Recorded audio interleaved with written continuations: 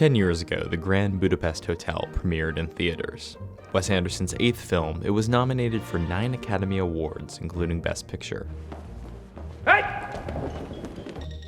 It is an epic of Wes Anderson proportions, and the only film that I finished and immediately dragged my cursor to the beginning to watch again. This film is enchanting, down to its smallest detail. Perhaps it is these details, meticulously crafted, that make the film so lovable. Set in a fictional Eastern European country on the brink of a fictional war, the film captures the feel of a nostalgic foreign place that never actually existed. Why are we stopping at a barley field? The lead character in the film, Monsieur Gustave H., is whimsical, charming, and would not be believable if not for the incredible performance of Ralph Fiennes. Who's Gustave H.? I'm afraid that's me, darling. Who fully embodies every element of his personality with poise and honesty. The casting for the rest of the characters in this film is perfect as well. Each actor seems to understand the material and create characters that have the precise amount of whimsy for the world of the story. When I have shown some of Wes Anderson's recent films to friends and family, The French Dispatch or Asteroid City, there are usually some mixed reactions. I'm a big fan of Anderson's work, and perhaps I'll make a whole video about why these are fantastic, but there is no denying that they do not have the same accessibility as the Grand Budapest. There is something about this film, despite it being fully Wes's vision, that many mainstream audiences can get behind.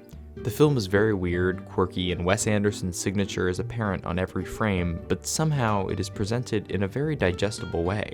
To fully understand why this is the case, we can look to the opening. The film is about a hotel, but does not open on a hotel.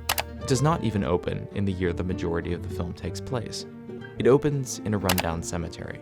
A teenage girl in a beret and a trench coat walks into the cemetery with a book under her arm. She walks up to a bust of a balding, spectacled old man. We see a plaque that says author. On the back of the book, we see a picture of the same man. The girl is given no dialogue, minimal characterization, and only appears in one other scene at the very end of the film. Yet there is nothing confusing about what is happening. A girl, in a cemetery, is reading a book written by a man memorialized there. Immediately, we transition to the author talking in his study. The curtains in the background and the orange electric typewriter tucked off to the side confirm that it is now 1985. A bright tungsten spotlight shines on his face. The author begins reading from note cards, words that feel like the beginning of a book. The scene is not supposed to be realistic. The author looks into the lens and speaks directly to camera. That is when the scene is interrupted.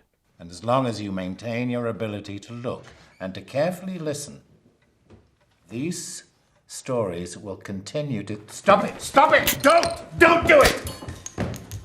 Up to this point, there is an implicit assumption that this is somehow non-diegetic.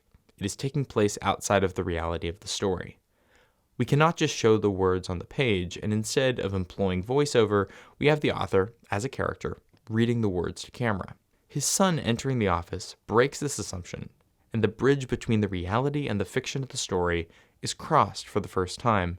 Is this incident supposed to be something the woman in the graveyard is reading? Surely not, and yet, why is it here? When his son comes back to tell him that he is sorry, he stands next to his father and looks directly into the camera, as if he knows that he is being recorded. This is one continuous shot, played out with a pull back, whip pan, whip back, and push in. It is very simple, and provides the first glimpse into the world we are about to see. Part of the joy of Anderson's work is that as the viewer, we can appreciate the details and textures of the world without fully understanding them. From this scene, we get our first glimpse of the Grand Budapest in its heyday. The pink model set on top of the mountain. There is then a match cut to the hotel in the 1960s, gray and run down with communist architecture layered on top of the muted, once grand exterior. The author explains that he stayed here at this time, and we are to assume this is where the real story will begin. We now hear Jude Law, playing the young author, taking over the narration. He explains the quality of this rundown hotel and the people living there with beautiful prose. What few guests we were had quickly come to recognize one another by sight as the only living souls residing in the vast establishment. The young author has made friends with the concierge. He notices a new guest and asks who he is. The concierge is shocked that he doesn't know. This scene is played in beautiful Wes Anderson fashion, a preview to his later work in The Wonderful Story of Henry Sugar. He gives us both the voiceover and the dialogue as spoken by the character in the scene. Who's this interesting old fellow? I inquired of Monsieur Jean. To my surprise, he was distinctly taken aback. Don't you know? He asked. Don't you recognize him?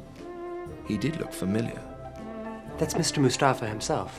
He arrived early this morning. The concierge explains that this is Monsieur Mustafa. He owns the hotel and comes back in the off-season. Played by the great F. Murray Abraham, he has a deep, resonant quality about him. He seems kind but very mysterious. Later, the author takes a bath in the communal bathhouse of the hotel and meets Monsieur Mustafa. The author asks how he managed to buy the hotel. If you're not merely being polite, and you must tell me if that's the case, but if it genuinely does interest you, may I invite you to dine with me tonight? At dinner, in the ballroom that was once a vibrant source of life, Monsieur Mustafa tells him the story of the Grand Budapest as he sees it. Well, it begins, as it must, with our mutual friend's predecessor, the beloved original concierge of the Grand Budapest. It begins, of course, with... At nearly 10 minutes into the movie, the screen changes to a 4:3 aspect ratio, and Ralph Fiennes, playing the lead character of the film, Monsieur Gustav H., appears on screen for the first time. Everything up to this point could be considered an introduction. The story that will follow is contained. It does not directly affect the life of the author, except insomuch as he decided to write about it. Ostensibly, the movie could have begun here. This is the point where the main characters are introduced and the drama starts to unfold. Besides the occasional cutout to the conversation with the author and Monsieur Mustafa for clarification and emphasis, the story itself takes place entirely in the past. Why wait 10 minutes before starting the movie? Let's think about the introduction to the material. We have a woman reading a book. We have the author of the book giving us the opening to the introduction. We have the young author continuing the introduction in the 1960s. We then have old Mustafa telling the story of his former boss and the man he loved, Monsieur Gustav. What this opening does do, besides being delightful to watch, is it gives the audience an opportunity to interact with the movie. Over the course of 10 minutes, we are slowly lowered into the wild, absurd, and unbelievable world of the Grand Budapest Hotel. But we start from a point of clarity. We can at least understand where we began, a girl in a graveyard reading a book. Once the film picks up steam, the plot is absurd and over the top. Stealing paintings, breaking out of jail, and calling upon an Avengers team of hotel concierges. For all this to be dramatic, it must also be believable. The audience must feel like the stakes are real. The Grand Budapest feels like a story that was told over and over again, with more exaggeration added as the years go on. It could not possibly have been that decadent or dangerous or magical, but we accept it, because that is how it is told to us.